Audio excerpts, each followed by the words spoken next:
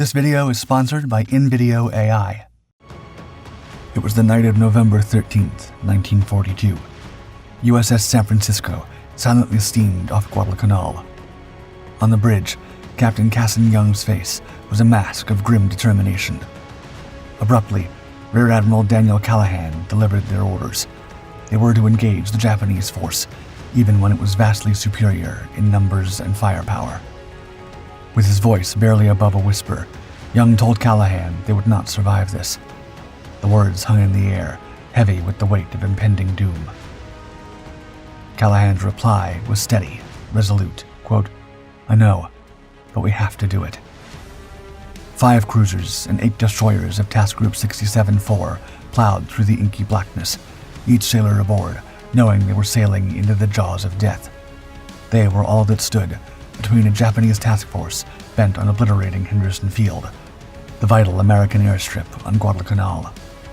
In the distance, the silhouette of Savo Island loomed, a dark sentinel guarding the approach to what would soon become a watery hell dubbed Ironbottom Sound.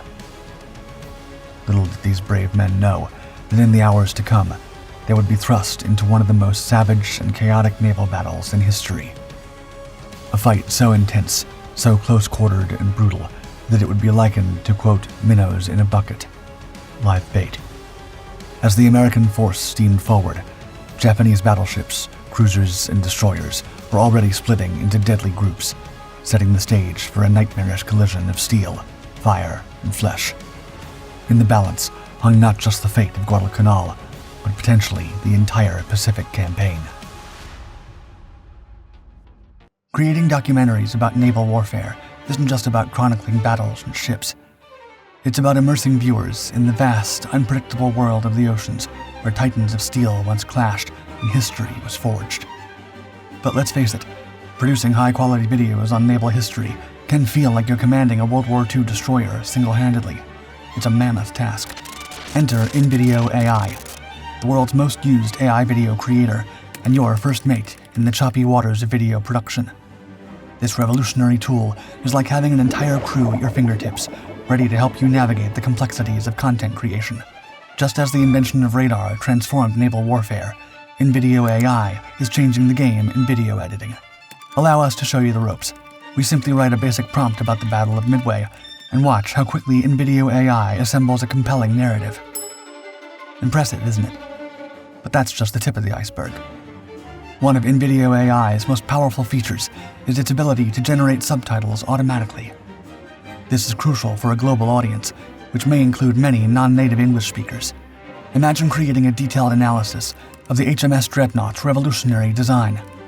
With InVideo AI, you can add subtitles in multiple languages with just a few clicks. It's like having a multilingual communications officer on your video production team. Need to adjust the timing or style of your subtitles?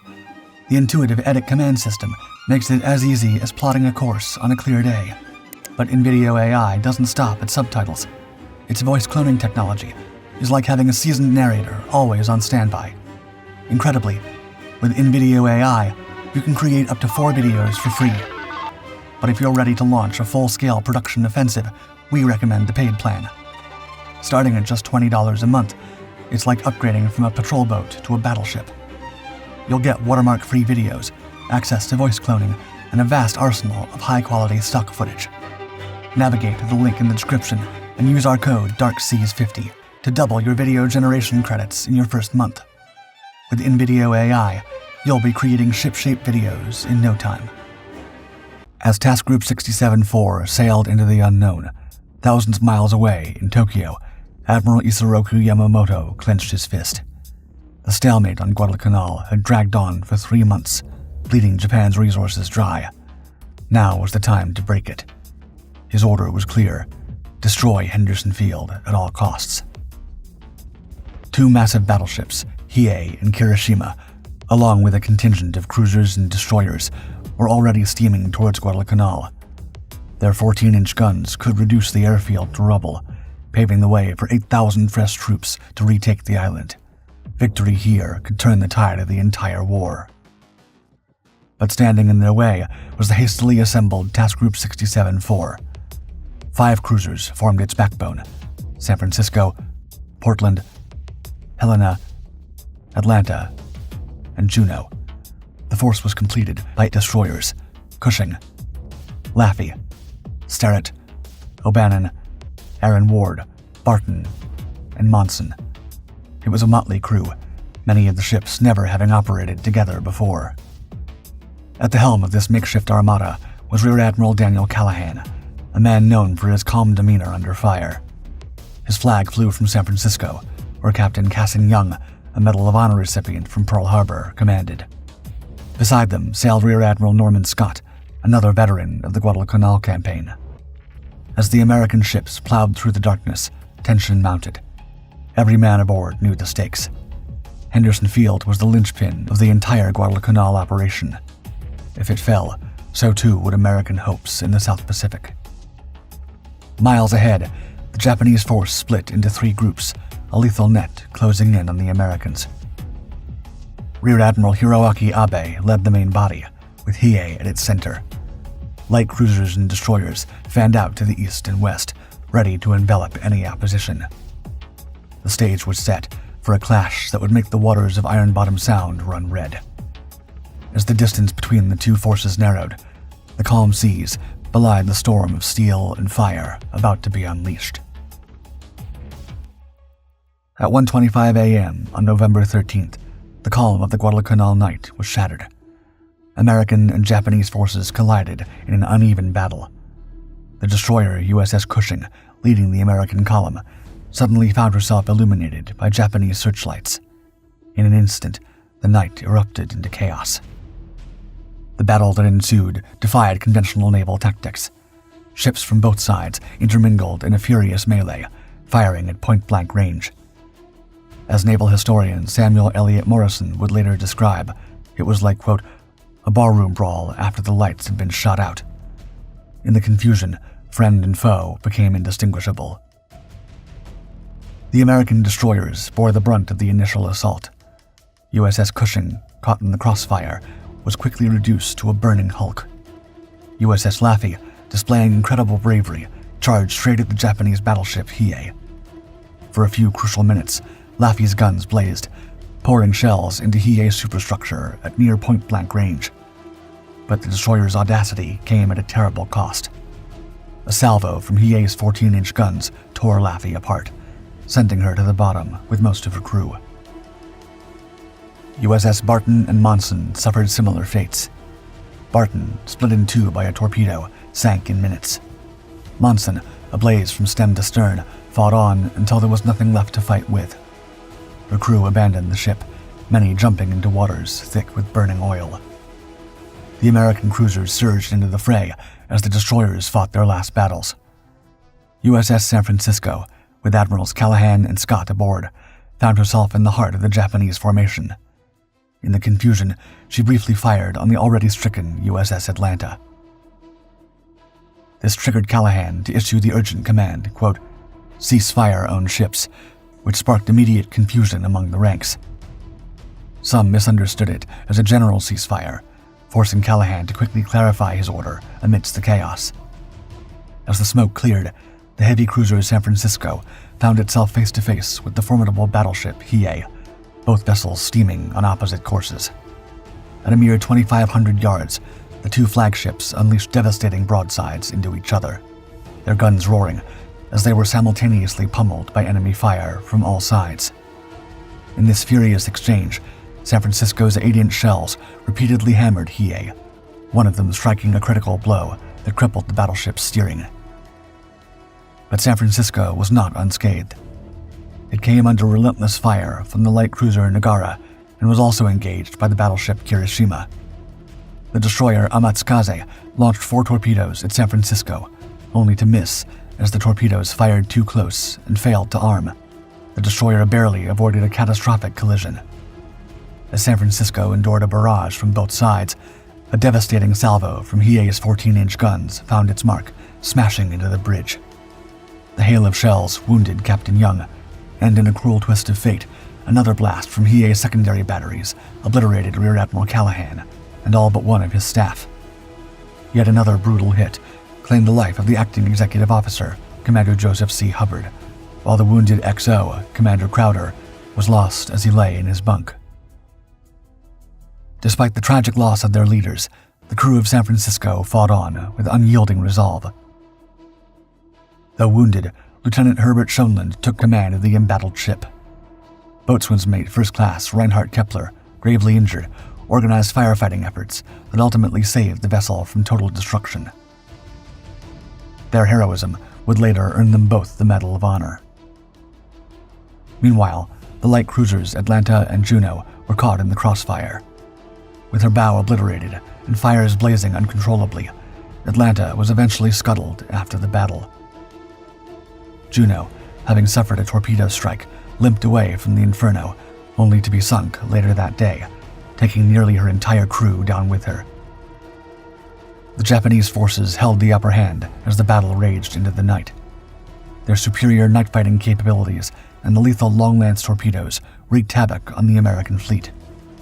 Yet, despite the overwhelming odds, the Americans had bought precious time with their sacrifice, a sacrifice that would not be in vain. By 2:30 a.m., the intense battle that raged for 40 minutes finally drew to a close, leaving devastation on both sides. Captain Gilbert Hoover of USS Helena, realizing he might be the highest-ranking officer left, ordered a withdrawal and regroup. Only the destroyers O'Bannon, Fletcher, and the heavily damaged cruiser San Francisco managed to follow the order.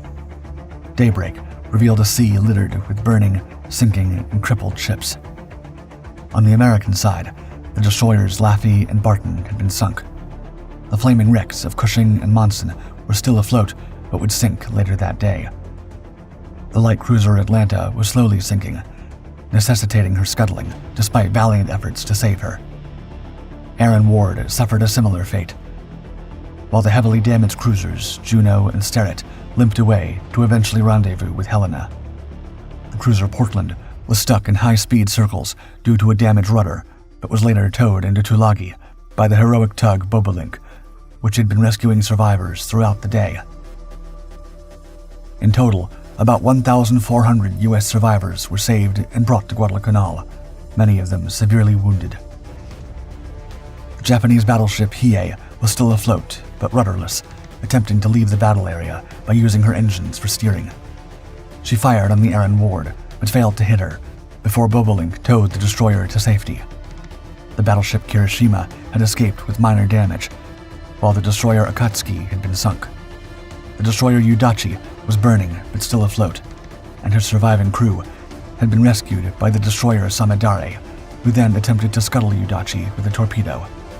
When this failed, Portland, despite her rudder issues, fired 5 salvos at Udachi, hitting her magazine and causing a massive explosion that obliterated the ship. The damaged Amatsukaze managed to escape, and most of the remaining Japanese ships withdrew with varying degrees of damage.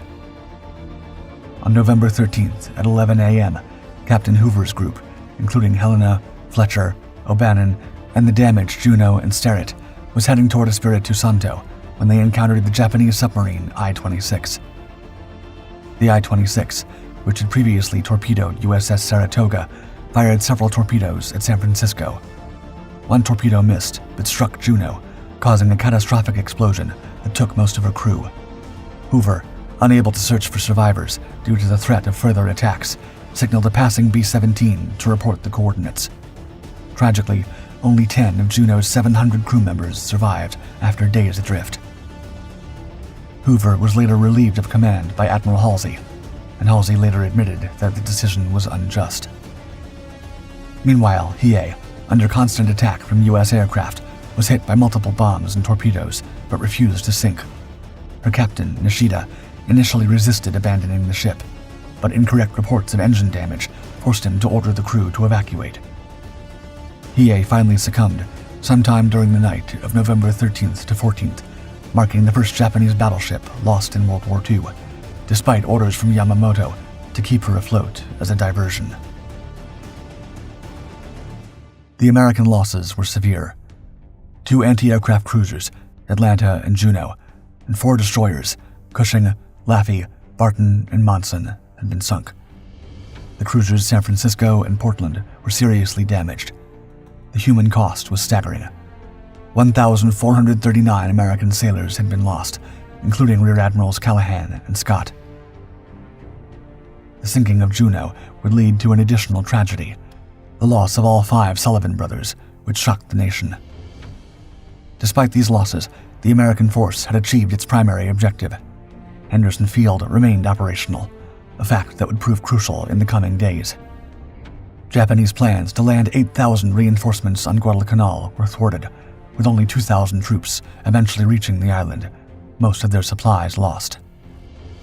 The battle's strategic impact was immediate and far-reaching. It marked a turning point in the Guadalcanal campaign, shifting the momentum decisively in favor of the Allies. The Japanese Navy's inability to neutralize Henderson Field meant that daylight operations around Guadalcanal became increasingly hazardous for them. Though over, the Battle of Friday the 13th cast a long shadow over the Pacific War. Its impact would be felt far beyond the waters of Ironbottom Sound, reverberating through naval strategy, public consciousness, and the very fabric of the U.S. Navy. In honor of the brave sailors who perished, the Navy named at least 28 destroyers and destroyer escorts after the fallen heroes of this battle. These ship namesakes served as floating memorials, ensuring that the sacrifices made on that fateful night would never be forgotten. But the naval battle of Guadalcanal itself was far from over. On the night of November 14th and 15th, Rear Admiral Willis Ching Lee would lead Task Force 64, centered around the battleships USS Washington and USS South Dakota, into another crucial engagement. In this follow-up battle, Lee's forces would confront a Japanese task group led by the battleship Kirishima.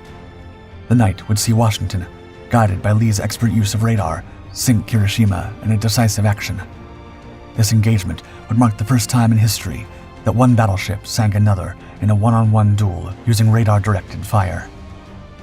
The cumulative effect of these battles was profound. Having lost 2 battleships and failing to neutralize Henderson Field, the Japanese Navy would never again risk their capital ships in the waters around Guadalcanal. The tide of the campaign and the war in the Pacific had turned.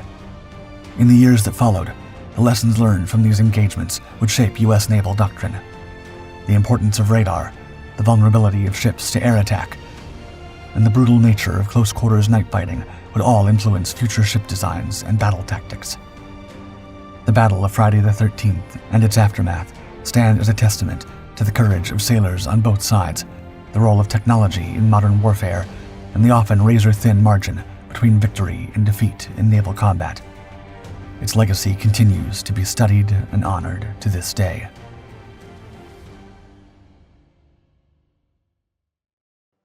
Dark Sea salutes InVideo AI for sponsoring this video. Don't forget, you can double your video generation credits in your first month by following the link below and using the code DARKSEAS50. Set sail for new horizons in video creation with InVideo AI.